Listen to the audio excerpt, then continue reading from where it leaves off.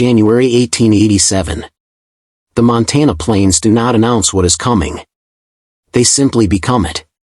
The wind arrives from the northwest without ceremony, not howling, not gusting, but pressing, flat and sustained, the way a verdict presses, leaving no room for reply. The temperature falls 50 degrees Fahrenheit in 4 hours. Before nightfall it reaches 46 below zero, and it holds there. The cattle standing in the open valley fields do not flee. They drift with the wind, as open-range animals always drift, as they were bred to do in Texas heat, as no one ever thought to train them otherwise in a Montana January. They drift until they find fence lines. And there, in the postures of animals still walking somewhere, their legs locked mid-step, they freeze by the thousands, preserved in motion, going nowhere, forever. 3 miles east, smoke rises from a stone chimney. Inside a house built into the north slope hillside, its walls 22 inches thick, banked with earth on 3 sides, its sod roof packed 8 inches deep with compressed hay and timber, Elias Carr warms his hands over a cast iron stove and listens to his cattle breathe through the interior wall. They are warm. They are fed. He pours coffee from a blackened pot and does not trouble himself with the window. He already knows what the window holds. He checked before dawn, as he always does, as his father taught him when Elias was 14 years old and barefoot in the tall summer grass of 1871. Jonas Carr pressed a carved hickory stick into the earth and held it still. He lifted it, smelled the end, and wrote 3 numbers in a small leather journal. He moved 20 feet and did it again. He said nothing until noon. When Jonas finally spoke, his voice carried no urgency. He told his son, "The land speaks 3 times each day. At dawn, when the soil exhales. At noon, when the sky commits. At dusk, when the animals report what the sky refused to say." Most men only have time to listen once. Those men are always the ones who get surprised. Elias carried those words across 16 years of Montana seasons. He carried them the way a man carries a compass he has never found reason to question. Jonas died of fever in the autumn of 1871. Elias bought his land in 1879.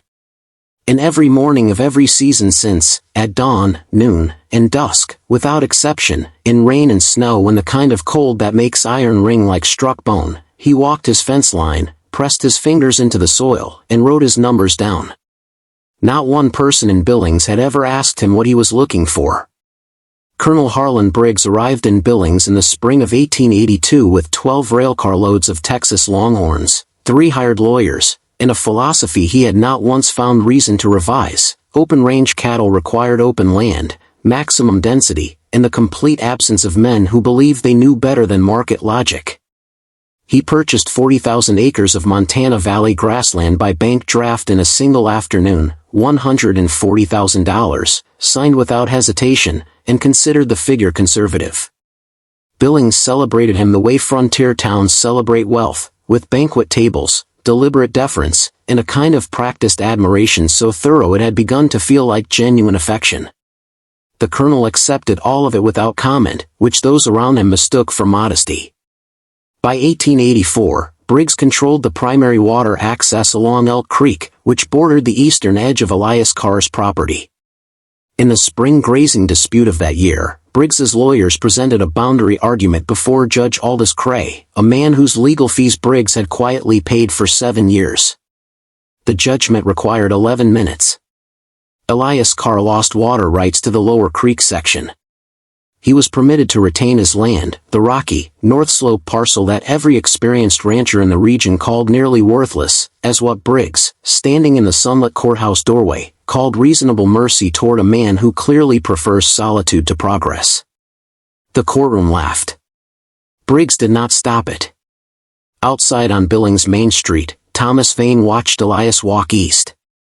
Vane was Briggs's foreman, compact, sharp-voiced, gifted with phrases that adhered to public memory like burrs to wool. He watched Elias pause at the road's edge, check the sky, press 2 fingers into the dirt, stand, and continue east without looking back. Vane turned to the men beside him and delivered the line plainly, "There goes Carr's 3-time circus." Someone asked what circus. Vane grinned. "The man walks his land 3 times a day," he said. "Like the ground owes him rent. Checks the dirt like it means something. 3 times. Every single day. Rain or snow." The laughter that followed was not cruel, exactly. It was the laughter of people who had decided a man was harmless.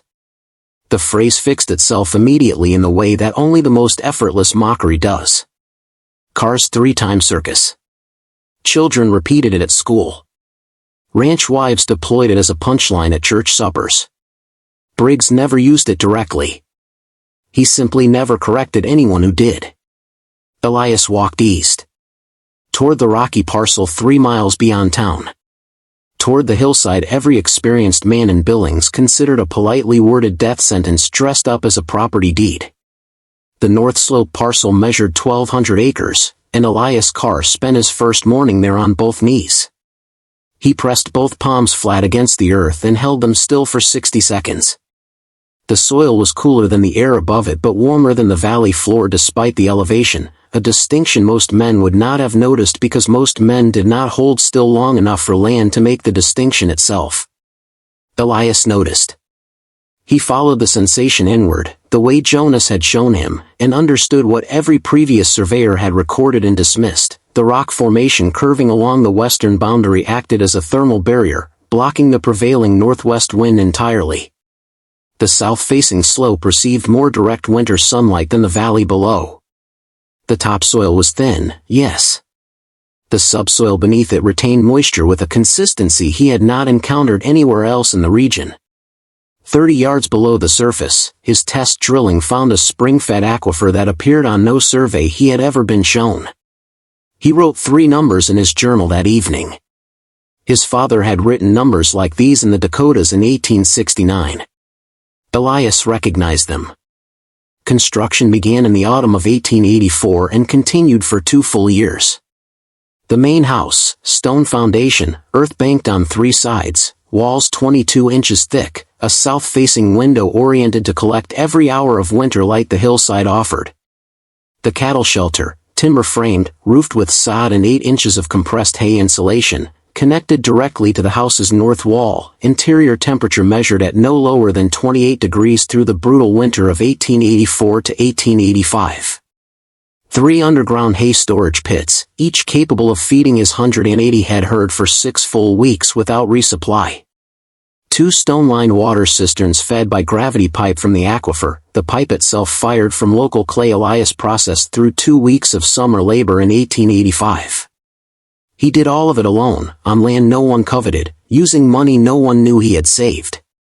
In October of 1885, he wrote one line in his journal before the lamp went out: "My father told me the land does not hide things from men.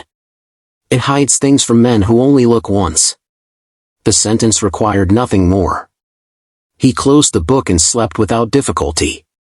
By the summer of 1885, Carr's 3-time circus had become the most reliable joke in the Billings region. Ranch wives timed their window watching to his noon walk when he passed within sight of the main road, a lone figure moving steadily along the fence line, crouching every 100 yards, pressing fingers to soil, tilting his head at sky formations that no one else stopped to read. Children played a version of it in the schoolyard, exaggerating his crouch and muttering nonsense into the dirt. A hand-drawn postcard sold briefly at the general store, a lone man checking the earth while a tornado moved directly behind him, unnoticed. The image required no caption. It sold out in 2 months and was quietly remembered for years afterward. Colonel Harlan Briggs announced his expansion in April of 1885. He purchased 15,000 additional acres of valley floor grassland for $38,000 and imported 600 new Texas Longhorns, bringing his total herd to just over 2,200 animals. The Billings Gazette ran the story on its front page beneath the headline "Continental Vision: How One Man is Building the Future of Montana Ranching." 53 people attended the expansion dinner at the Grand Hotel. The wine came from St. Louis. The colonel spoke for 20 minutes without consulting notes and received a standing ovation from men who owed him nothing and gave it freely anyway. The flaw was already present. It sat invisible inside the celebration, patient and geological. Briggs's Longhorns were open-range animals bred for Texas heat. Montana's northern slope winters operated in a categorically different register. His operation held no insulated shelter of consequence. His hay reserves were adequate for a mild season and fatal in a severe one. His water access depended entirely on Elk Creek remaining unfrozen, which it did in mild winters and failed to do in the kind of winter the Northwest sky had been quietly assembling for decades. Thomas Vane had noted the hay situation in a private ledger entry in August of 1885 and chosen not to raise it with the colonel, who had never received unwelcome information and responded well. Elias noticed the warning that same summer. An unusual dryness in the subsoil through July. Migratory birds departing the region 6 weeks early in September. And a particular quality in the northwest wind that October, a flatness inside it, a silence at its core, that his father had described once from a Dakota storm in 1868 as the sound of a door being held open by something large. Elias accelerated without announcement. 40 additional tons of hay into the underground pits. Reinforced timber on the shelter roof. A second aquifer access point drilled and lined before the ground hardened. Billings celebrated Christmas of 1886 with warmth and complete confidence. Outside the Briggs Continental office, 2,200 Longhorns stood in open fields beneath a sky Elias Carr had been reading since September. On January 9, 1887, the sky made its decision. It came from the northwest at 7:40 in the morning. Survivors who later tried to describe it reached for the wrong words: storm, blizzard, cold snap, because the accurate word sat closer to annihilation. The temperature in Billings dropped 50 degrees in 4 hours. It reached 46 below zero by nightfall and held there for 11 consecutive days. The wind drove ice crystals horizontally at sustained speeds above 60 miles per hour. Visibility dropped to nothing within 20 minutes of arrival. A man who stepped from his porch at 8 in the morning to check his woodpile could not find the door he had come from. Colonel Harlan Briggs's 2,200 Longhorns began dying at 9:15. Open-range animals bred for Texas heat carried no metabolic reserve for a temperature differential of this magnitude. They drifted with the wind, which was what open-range cattle always do, what they were bred to do, what no one had thought to train them otherwise, and they drifted until fence lines stopped them. There they piled and froze standing, in the postures of animals still going somewhere. Foreman Thomas Vane attempted to move a portion of the herd toward the main barn, a structure built for storage, its timber walls 6 inches thick with no earthen banking and no insulation of any kind, and lost contact with 14 men in the whiteout before abandoning the attempt entirely. By the close of January 9, Briggs had lost an estimated 800 animals. By January 12, the figure stood at 1,400. The $140,000 empire had begun its collapse before noon on the first day of its reckoning. The $38,000 valley expansion lay under 4 feet of compacted ice snow, its fence lines holding walls of frozen cattle stacked 10 deep. Billings was unprepared in every way a town can be unprepared. Wood reserves lasted 3 days. Water pipes froze solid on the 11th. The Grand Hotel, where the colonel had held his expansion dinner, dropped to 18 degrees Fahrenheit inside by January 14. A family of 5 on the town's eastern edge was found on the 17th, frozen together in a shared bed. The furniture burned before the furniture ran out. The storm offered no interval, no negotiation. It simply continued, flat and absolute, the way a verdict continues after judgment has already been rendered. Thomas Vane sat in the Grand Hotel kitchen, the last room holding any residual warmth from the stove, and thought about a rocky north slope parcel 3 miles east. About a man who pressed his fingers into the October dirt. About a man who had walked his land 3 times every single day for 7 years and never once been asked why. He thought about him now with the concentrated urgency of prayer. On the morning of January 9, 1887, Elias Carr performed his dawn walk at 6:15. He noted the wind's interior silence, the particular flatness his father had described. He returned to the house, banked the south-facing stove to its maximum draw, filled both stone cisterns from the aquifer gravity line, and moved 800 pounds of hay from the first underground reserve directly into the cattle shelter's interior feeding trough. His 182 animals moved to the trough without urgency, without crowding, as animals move when they trust the hands that have prepared for them. The shelter held 31 degrees by noon. By nightfall it reached 29 and stabilized, sustained by the massed body heat of the herd and the deep insulation of the sod roof pressing warm above them. He did not attempt the noon or dusk walks. His father's journal, open on the table by lamplight that evening, held a single entry from a similar storm in Dakota Territory in 1866. On days like this one, the land has already said everything it intends to say.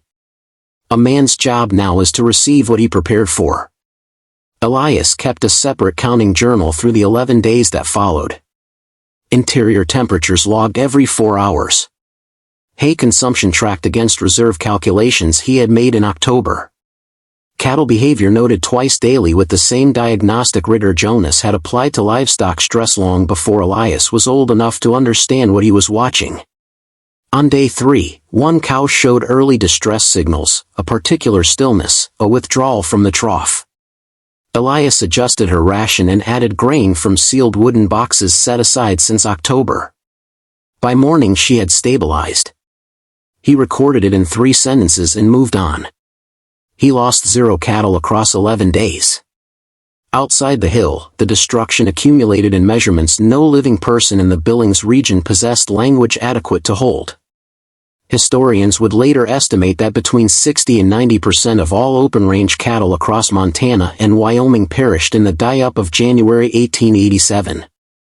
Entire ranching operations built across decades, valued in the hundreds of thousands, vanished beneath the snow as thoroughly as if they had never existed. In the valley below Elias's Hill, the Briggs Continental Cattle Company lost 2,100 of its 2,200 animals. What had been worth $140,000 was worth approximately $8,000 in surviving livestock by January 19. On the 17th day of the storm, Thomas Vane told 2 men in the Grand Hotel kitchen that if anyone in the Billings region was alive and warm and fed, it was Elias Carr on the North Slope parcel. He said this quietly. One of the men listening had a daughter.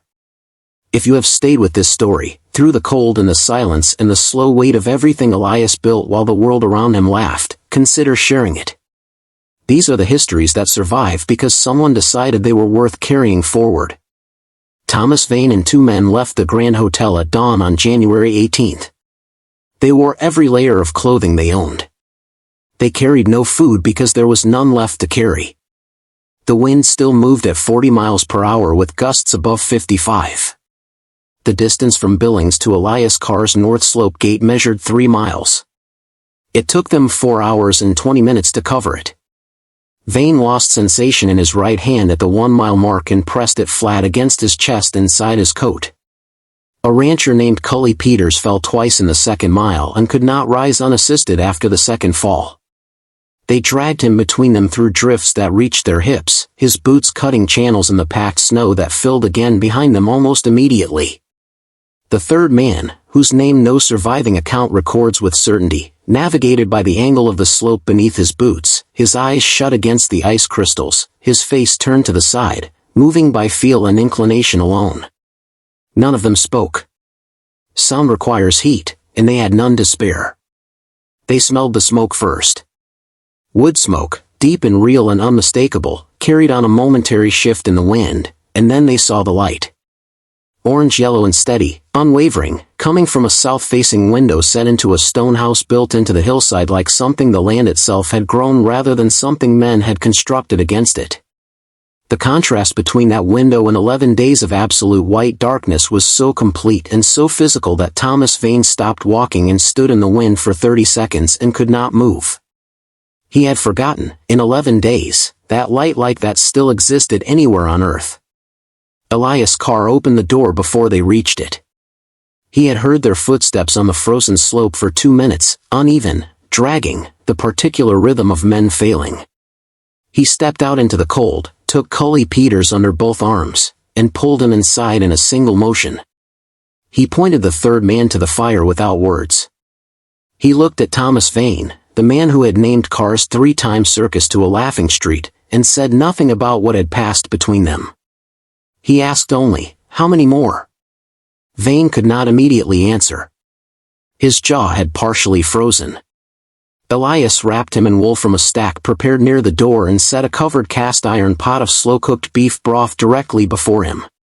The house interior held 68 degrees Fahrenheit. Through the connecting wall came the low, steady sound of cattle breathing in the warmth. The air smelled of hay and wood smoke and slow-cooked meat, and something that Cully Peters, 6 weeks later, described to Mae Dunbar simply as the smell of a decision that had been right all along. Vane's jaw loosened. He looked at Elias and said, "There are perhaps 200 people in Billings who will not survive 3 more days." Elias nodded once. He began preparing. The exodus began on January 19th, the storm's final full day. Thomas Vane returned to Billings carrying instructions written in Elias Carr's careful hand across 3 sheets of paper: the route, the landmarks, the spacing intervals required to prevent parties from losing one another in low visibility, what to carry and what to leave. Over the following 6 hours, 217 people departed Billings in grouped parties of 8 to 12, navigating by Vane's guidance and the landmarks Elias had named, arriving at the North Slope Ranch in staggered waves through the long afternoon and into the winter evening. Elias Carr received them all. The stone house held 40 people in survivable warmth. The cattle shelter emptied temporarily. The herd moved to the south-facing yard as temperatures began their first fractional rise, held 60 more. Timber and canvas windbreak panels assembled in October sheltered 30 others against the south face. He distributed hay reserves for ground insulation and stored grain for food. He had calculated, as he calculated everything, well in advance and without sentimentality, the provisions designed for 180 head of cattle through 6 weeks of extreme winter translated in caloric terms to enough for 200 humans across 4 disciplined days. He was short of nothing. On January 21st, the storm broke. The sky over Montana Territory turned a pale, exhausted blue that survivors would describe for the rest of their lives as the most beautiful color they had ever seen. Colonel Harlan Briggs arrived among the last, carried on a makeshift sled by 2 surviving ranch hands, his calfskin boots destroyed at the seams, his silver watch chain still at his throat but the watch itself frozen solid and stopped at 9:15 on the morning of January 9th. He stood at the entrance to the ranch that everyone had called worthless and looked at the stone house set into the hillside. He looked at the surviving cattle moving through the yard. He looked at Elias Carr standing at the gate, unhurried, unremarkable, exactly as he had always been. 17 people witnessed what Briggs said, and Mae Dunbar wrote it down that same evening without embellishment. "I spent $140,000 building what I was certain was right. You spent 7 years learning what actually was. I would like to know what you know. If you will teach me." Elias was quiet for a long moment. Then he said, "Walk with me." No one watching thought to call it a circus. Carr's 3-time circus died in the pale cold of that January morning. What replaced it, what Mae Dunbar set down in ink first and what spread through the surviving ranching community with the quiet authority of lived consequence, carried a different name: Carr's 3-time gospel. It bore no irony. It bore instruction. If this account has stayed with you, if Elias Carr's story feels worth remembering, consider subscribing. These are the histories that endure because someone thought them worth carrying forward.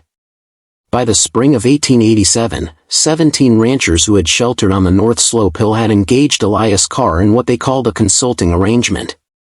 The word was theirs. Elias called it walking someone else's land until they learned to walk it themselves. He charged nothing in the first year.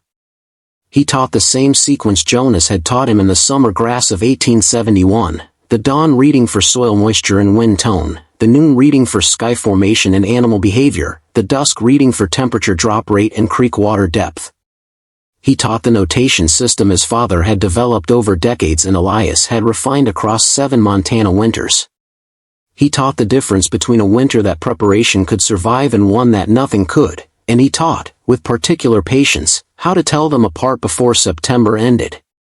He was unhurried in the way that men are unhurried who have already been proven right by catastrophe and feel no inclination to say so again. The ranching philosophy of the Billings region changed permanently by 1889. Earth-banked construction became the regional standard for cattle shelter. Underground hay reserves became a formal requirement under the newly established Montana Territorial Livestock Association, whose founding document, drafted in the spring of 1888 and signed by 41 ranchers, cited the die-up of 1887 and the North Slope Ranch as its primary reference event. The 22-inch wall specification appeared verbatim in the association's construction guide. Men who had laughed at Elias Carr's measurements now copied them into their ledgers with the careful hand of converts who understand, finally, what it is they are converting to.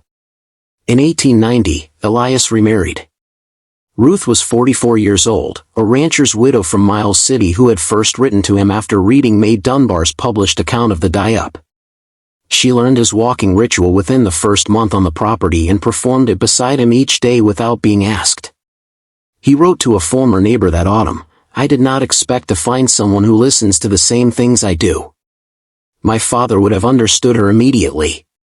He taught formally until 1901, developing a written curriculum across 43 handwritten pages that May Dunbar arranged to have typeset and distributed through 6 Montana counties.